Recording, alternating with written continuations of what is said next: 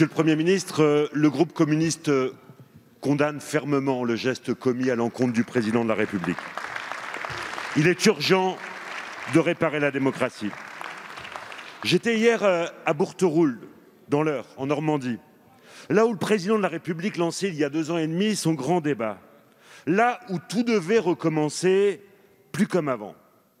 Alors qu'un rendez-vous démocratique important se déroule dans 15 jours, alors que la démocratie est restée confinée des mois, Emmanuel Macron décide de s'essuyer les pieds sur ces scrutins, de mépriser les régions et les départements pour entrer en campagne présidentielle.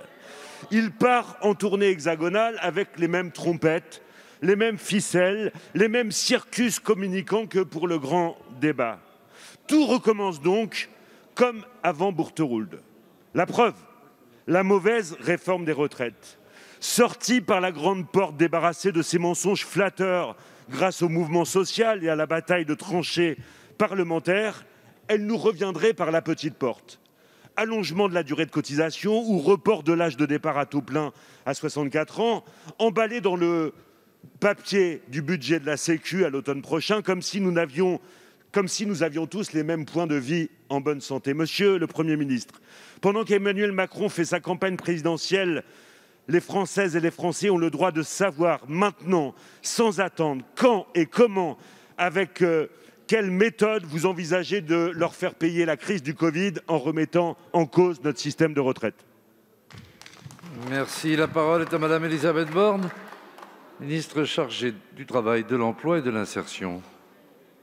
Merci, Monsieur le Président, Mesdames et Messieurs les députés. Monsieur le député Jumel, vous interrogez le Gouvernement sur la perspective d'une réforme de notre système de retraite suite aux déclarations du Président de la République. La priorité absolue, le Président l'a rappelé, c'est celle du travail et de la reprise de notre activité. Notre pays doit être en première ligne dans la reprise économique mondiale.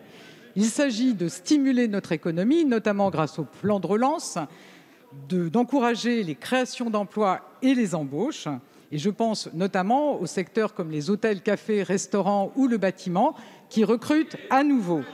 Le gouvernement mobilise le service public de l'emploi pour faciliter les recrutements des jeunes, mais aussi des demandeurs d'emploi.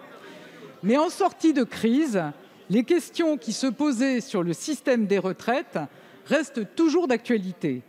Les constats qui prévalaient avant la crise demeurent. Nous devons rendre notre système de retraite plus juste, plus lisible, plus équilibré. Le rapport du Conseil d'orientation des retraites confirme que le système de retraite est structurellement déficitaire. Il sera dès lors nécessaire de trouver les voies et moyens pour remédier à cette situation. Par ailleurs, le sujet de la transition entre la vie professionnelle et la retraite demeure entier. Ces sujets ont été inscrits dès l'été dernier à l'agenda social partagé avec les partenaires sociaux.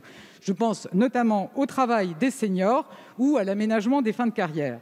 Comme le Président de la République l'a indiqué, ces différents sujets doivent désormais faire l'objet d'un débat avec les Français, les organisations patronales et syndicales et les forces politiques. Et je suis sûre que vous aurez à cœur d'y prendre toute votre part, monsieur le député. Merci, Madame la Ministre. Monsieur Jumel.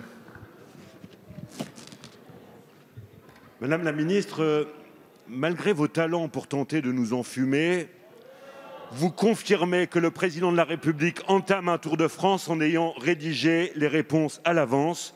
Vous confirmez que l'intention du gouvernement, selon la formule de Coluche, est de faire payer les pauvres parce qu'ils sont les plus nombreux en épargnant les plus riches. Vous confirmez votre volonté de casser le socle du système de retraite construit par Ambroise Croizat. Vous nous trouverez sur votre chemin. La parole est à Madame Carole Bureau-Bonnard.